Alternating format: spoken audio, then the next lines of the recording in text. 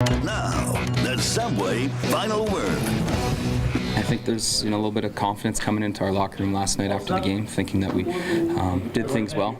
Still areas of improvement, make sure we stay out of the penalty box, but we got to take those positives and move them forward for tomorrow night.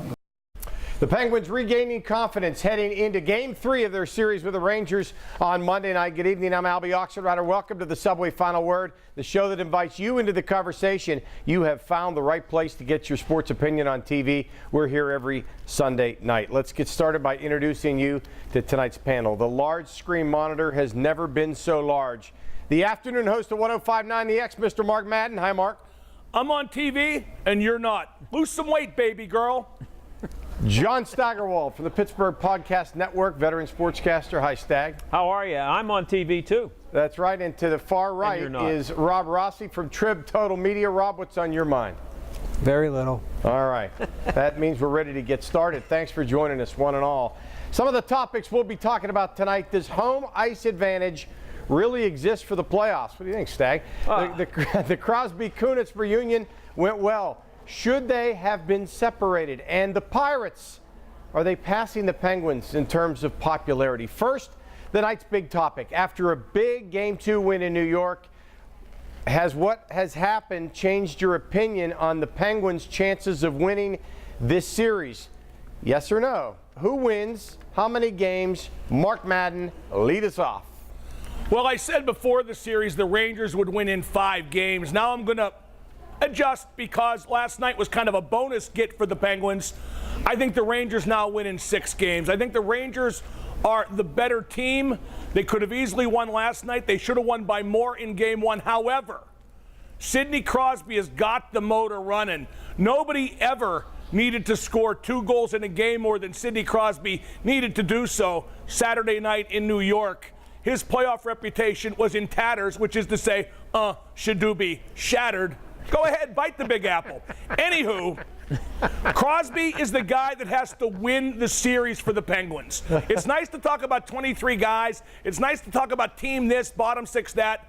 But Crosby has to get it done. Crosby and Fleury, and last night at the Garden, both were hitting on all cylinders. But still, Rangers in 6. Stag, this town's in tatters. I think so. I think the Penguins found themselves with the luxury that they haven't had for a long time, which is the pressure being on the other team. We talked about it here last week that being the underdog wouldn't matter, and I agree with that, except there's a kind of a tide in the playoffs that goes back and forth, and it's rolling for the Penguins right now because the Rangers were playing at home last night, and you could feel the tension in the building even through your TV set when the Penguins went up on them. These people came to Madison Square Garden looking for a party. These were the 8th seeded Penguins against the President Trophy winning Rangers. It wasn't supposed to be a contest.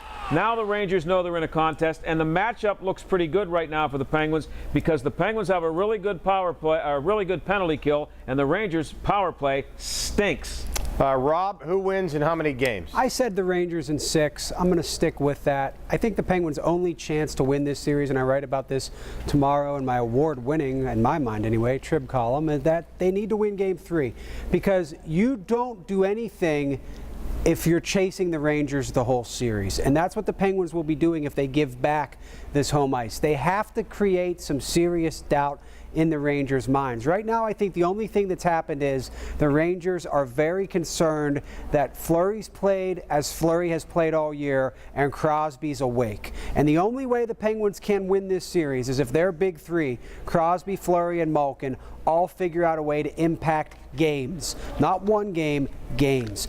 But what Mike Johnson has done to stymie the Rangers' attack and to negate their speed, it's been a subtle adjustment, the way he's changed his breakout, but it's been effective after that first period. So the Rangers do have some things they need to change. I think I didn't get a chance to mention who I thought was going to win. I think the Penguins are going to win. I'll say 7 games because I don't have the guts to say 6. But I don't base that just on the fact that they won a game last night. I base it on the fact that from the time that the Rangers scored the first goal, 28 seconds into Game 1, the Penguins have been the better team for about 119 minutes. They've been the better team. That's absolutely insane. The Rangers totally dominated the first 4.5 periods of this series. I don't believe that. What do you think, Rob? They scored 1 goal. I think the Rangers are playing a tentative brand of hockey, as they would as the #1 seed. It's been a long time since this hockey club entered the playoffs as the team with a target on its back. It's been a long time since the Penguins haven't been that team. I do think you've seen a little bit of that, but that's not enough. And the concern the Penguins should have right now is that the Rangers come into Pittsburgh and decide to get very physical, which is something they weren't in games 1 and 2. And with the way this series is being called, I think that would work against the Penguins because the refs are going to let anything go. I'm sorry. Anyone who thinks that the Penguins have dominated play, Staggy, no offense. I didn't say that. I said they've been the better team. Not even close. Not even close. I mean, not until the midway point of the second period last night, not until Sutter scored the goal to tie it. Well, Rangers looked like Barcelona playing the Riverhounds.